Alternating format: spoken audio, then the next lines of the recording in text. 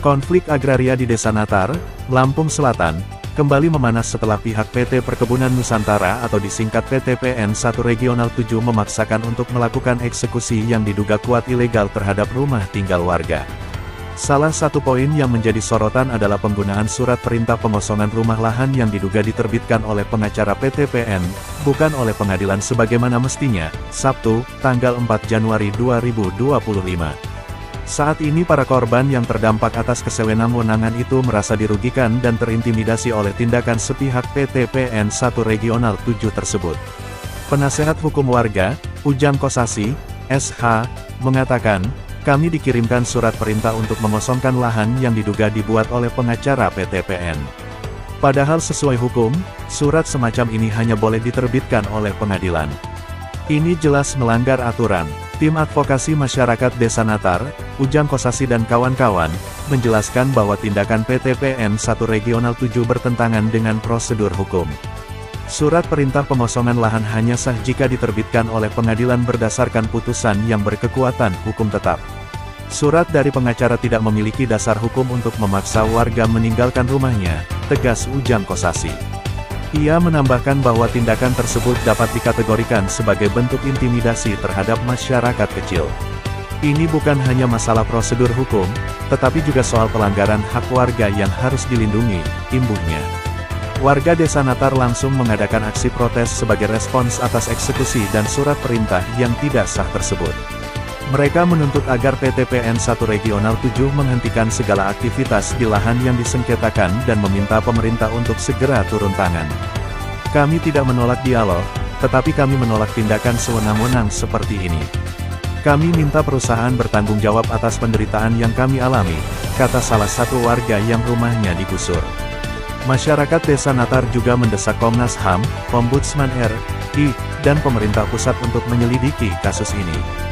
Mereka berharap ada intervensi dari pihak berwenang untuk memastikan bahwa prosedur hukum dijalankan dengan benar dan hak-hak warga dihormati.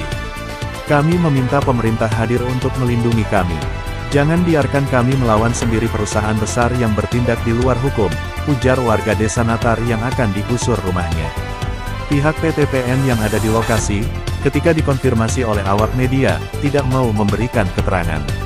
Pengacara perusahaan yang ada di tempat, mengatakan tidak tahu tentang surat yang beredar. Berdasarkan keterangan warga ada puluhan rumah yang dirobohkan oleh operator ekskavator perusahaan tanpa pemberitahuan dari pihak perusahaan. Atas eksekusi ilegal yang terjadi hari ini, puluhan ibu-ibu menangis dan menumpahkan jeritan hatinya kepada awak media yang meliput.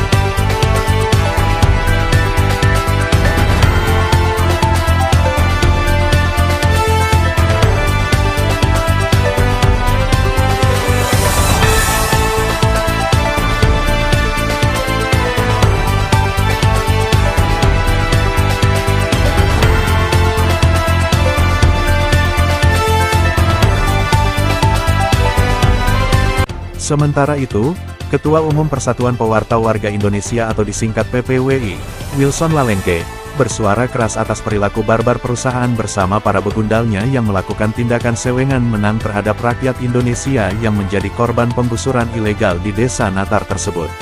Saya sangat prihatin dan mengutuk keras tindakan kriminal barbar dari sejumlah orang yang mengatasnamakan PT PN 1 Wilayah 7 merobohkan rumah-rumah masyarakat di Desa Natar yang terjadi hari ini.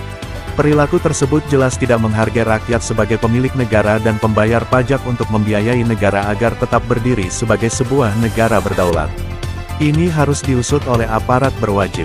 Perobohan rumah warga tanpa prosedur hukum yang benar adalah tindakan kriminal dan harus diproses melalui mekanisme hukum pidana, ujar alumni PPRA 48 Lemhanasri tahun 2012 itu geram setelah mendapat laporan dari 40-an warga yang rumahnya digusur pada Sabtu, tanggal 4 Januari tahun 2025 ini. Wartawan senior yang dikenal sangat getol membela warga terzolimi ini selanjutnya mengatakan akan melaporkan segera aparat polisi yang terlihat membakingi perilaku brutal sejumlah orang yang diduga suruhan PT PN ke pihak berwenang. Saya benar-benar sedih melihat warga yang menderita diperlakukan tak manusiawi oleh para begundal itu. Presiden Prabowo harus segera turun tangan membela rakyatnya. Jangan hanya pada Pilpres saja bermanis-manis mengemis suara rakyat, tapi setelah jadi presiden malah melupakan mereka, tidak peduli nasib mereka diperlakukan semena-mena oleh pihak perampok tanah rakyat, tegas Wilson Lalengke. Kasus ini menambah daftar panjang konflik agraria di Indonesia. Pemerintah diminta untuk memastikan bahwa hak masyarakat kecil tidak terabaikan dalam pengelolaan aset negara, sekaligus menegakkan supremasi hukum yang berpihak kepada rakyat.